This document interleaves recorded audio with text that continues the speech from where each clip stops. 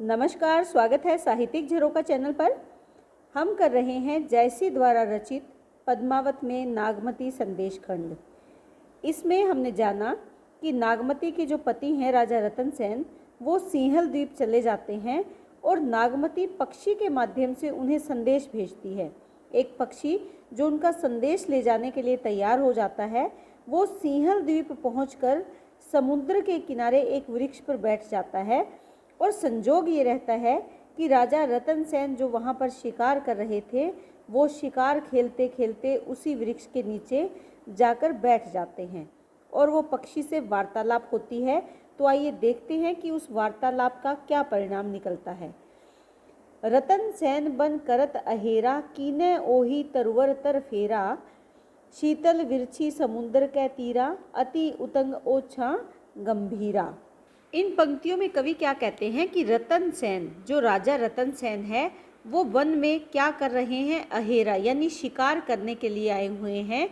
कीने ओही तरुवर तर फेरा, कीने यानी कर लिया, ओही उसी, तरुवर पेड़ के, तर नीचे, फेरा यानी रुकना, ठहरना, उसी समीप के, उसी तरुवर के समीप पहुंचकर वो रुक गए।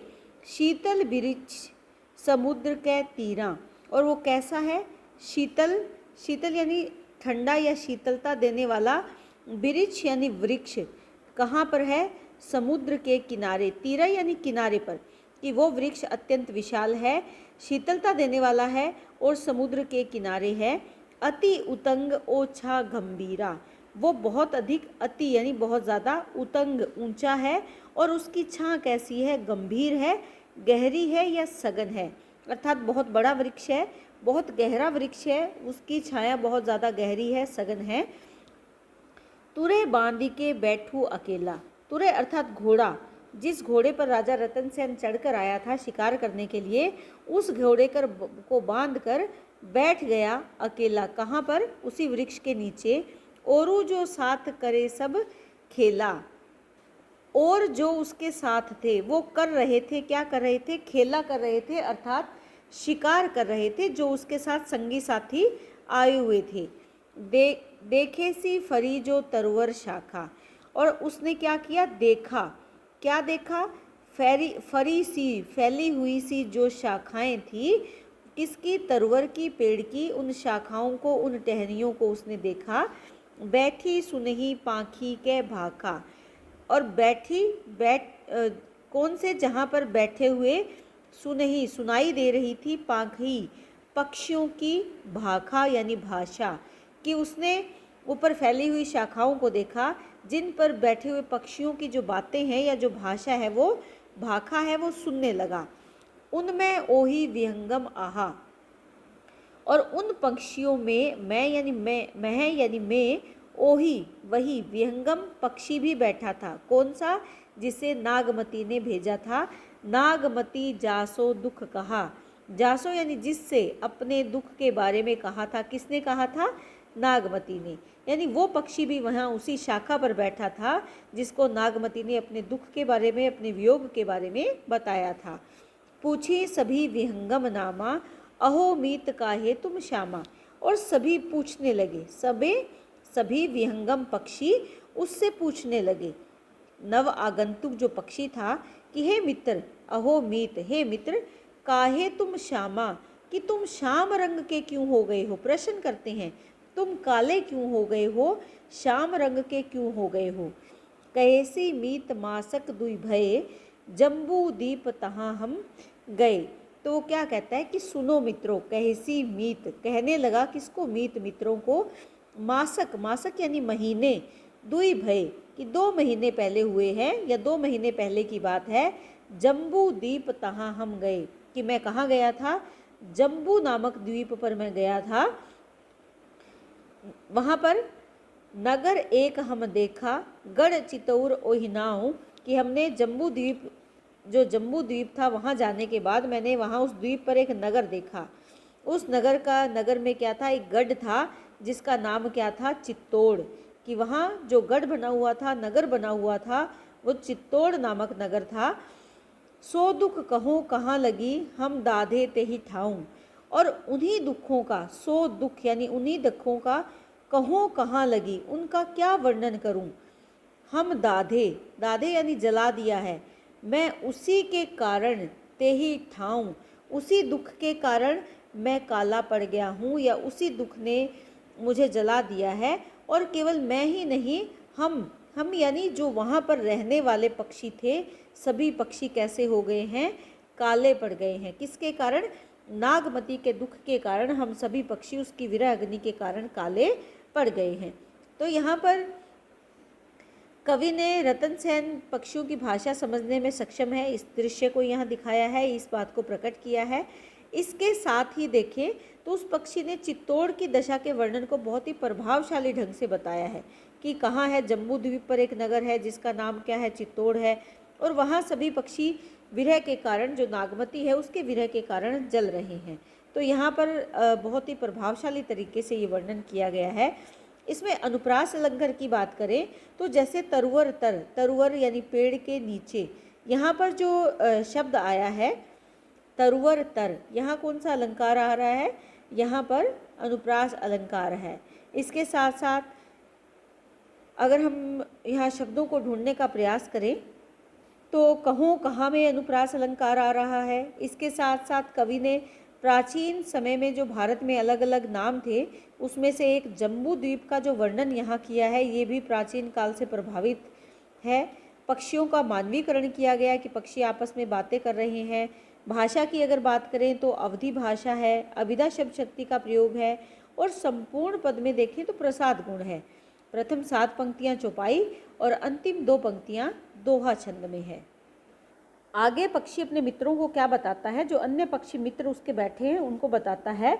जोगी होई निसरा जो राजा, सून नगर जानू धुंध बाजा, कि वहाँ का जो राजा है वो क्या हो गया है, जोगी होकर निकल गया है, यानी जो सिंहल द्वीप पहुँच गया है, क्या होकर, जोगी होकर, या निसरा यानी निकल गया है।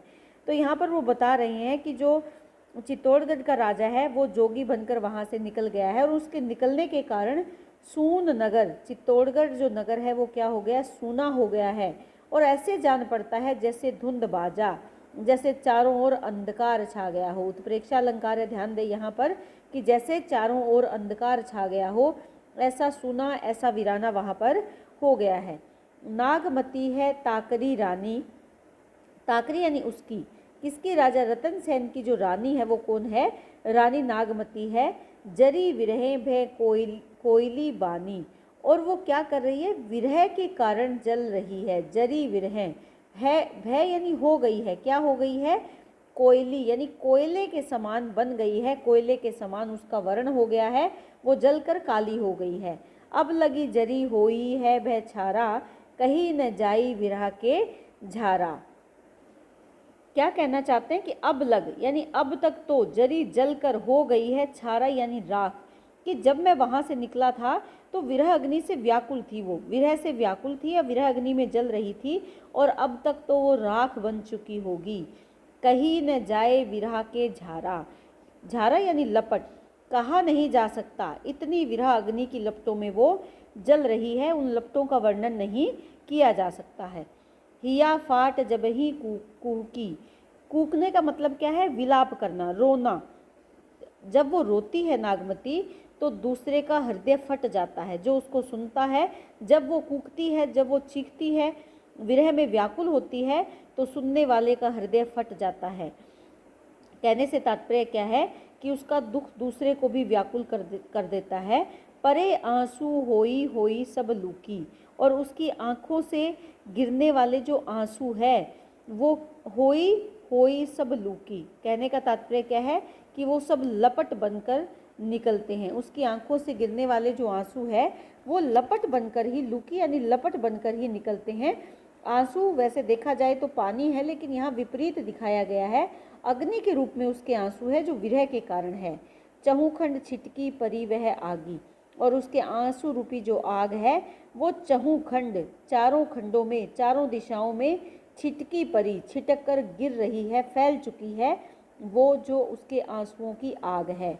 धरती जरत गगन कह लागी, और उससे क्या हो रहा है, पृथ्वी धरती यानी पृथ्वी जलने लगती है और गगन आकाश में भी वो आग कहीं पर लगी हुई है। बिरह दवा असको रे बुझावा, चहे लागी जरी हियरे धावा।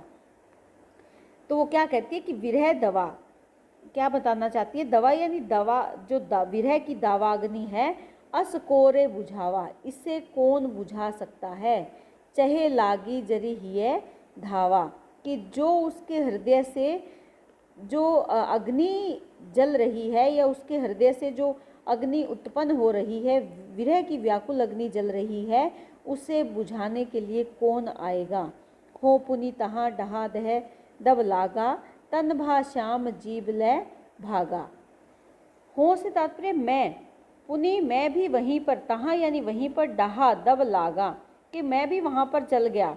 क्यों? क्योंकि वो विरह अग्नि ने मुझे भी वहाँ पर जला दिया। इसी कारण तन भा श्याम, तन यानी शरीर हो गया है कैसा? श्याम रंग का। जीव लय भागा, और मैं अपनी जान बचाकर वहाँ से भाग खड़ा हुआ। का तुम हंसू गर्भ कै करहूँ समुद्र में कैली। वो दूसरे पक्षियों को समझाते हुए कहता है कि क्या तुम हंस रहे हो, क्या तुम गर्व कर रहे हो। करहूँ समुद्र में कैली, और कर रहे हो समुद्र में क्रीड़ाएं, कि क्या तुम प्रसन्न होकर समुद्र में क्रीड़ाएं कर रहे हो, या तुम सभी अपने आप पर गर्व कर रहे हो कि तुम्हारा जो द्वीप है ये समुद्र के बीच में है। लेकिन मति ओही विरह बसी परहु, देही आगिनी जल मेली। लेकिन ऐसी मति के विरह में मत रहो, ऐसी मति के वश में मत रहो। बसी परहु, ओही विरह, वो जो विरह है, दहे आग्नि जल मेली, कि वो तो इस जल में भी क्या कर देगा? अग्नि लगा देगा। यानी जल में घुस कर भी वो अग्नि इतनी विरह से व्याकुल, या विरह की जो अगन है, विरह की जो जलन है, वो इतनी ज़्यादा तीव्र है कि जल को भी जलाने में समर्थ है। अर्थात जल में रहने वालों पर भी उसका प्रभाव निश्चित है। तो यहाँ पर वो दूसरे पक्षियों को समझा रहा है कि तुम इस भ्रम में मत रहो कि तुम जल में रहने के कारण बच जाओगे, बल्कि वो विरह से जलती हुई जो अग्नि की लपटें हैं या जो ज्वालाएं हैं, वो इतनी ज़्यादा तीव्र है कि वो तुम्हें भी जल में घुसकर जला देगी या तुम्हें भी प्रभावित करेंगी। तो यहाँ पक्षी के माध्यम से कवि ने क्या किया है? चित्तौड़गढ़ की रानी नागमती की विरह अग्नि का भावपूर्ण चित्रण किया है। इसके साथ साथ उन्होंने जो जैसे हिया फाटी, हृदय फट जाना, कलेजा फट जाना, इस तरह के शब्द हमारे मुहावरों में प्रयोग किए जाते हैं, तो यहाँ मुहावरे का सार्थक प्रयोग है। इसके साथ साथ अगर हम देखें तो जैसे मैंने आपको बताया था कि यहाँ पर जानो शब्द का प्रयोग हुआ है, तो यहाँ कौन सा अलंकार आ जाएगा? उत्प्रेक्षा अलंकार आ जाएगा। इसके साथ साथ अगर हम जैसे होई होई, ये जो शब्द आए हैं, यहाँ कौन सा अलंकार है? पुनरुक्ति प्रकाश अलंकार यहाँ पर है। विरह दवा जो शब्दों का प्रयोग यहाँ हुआ है, यहाँ पर विरह को दवा, दवा अस को रे बुझावा, तो ये रूपक अलंकार बन रहा है यहाँ पर। इसके साथ साथ विरह बसी अनुप्रास अलंकार आ रहा है, जो यहाँ वर्ण की बार बार आवृत्ति हो रही है, तो यहाँ कौन सा अलंकार है? अनुप्रास अलंकार है। अगर हम संपूर्ण पद में देखें तो श्रृंगार रस के वियोग पक्ष का चित्रण यहाँ पर हुआ है, माधुर्य गुण है, ठेठ अवधि भाषा का प्रयोग यहाँ विशेष रूप से किया गया है। प्रथम 7 पंक्तियों में चौपाई छंद है और अंतिम 2 पंक्तियों में दोहा छंद है। तो इसी के साथ उम्मीद करती हूँ कि ये पद आपको बहुत अच्छे से समझ में आए होंगे। बहुत बहुत धन्यवाद।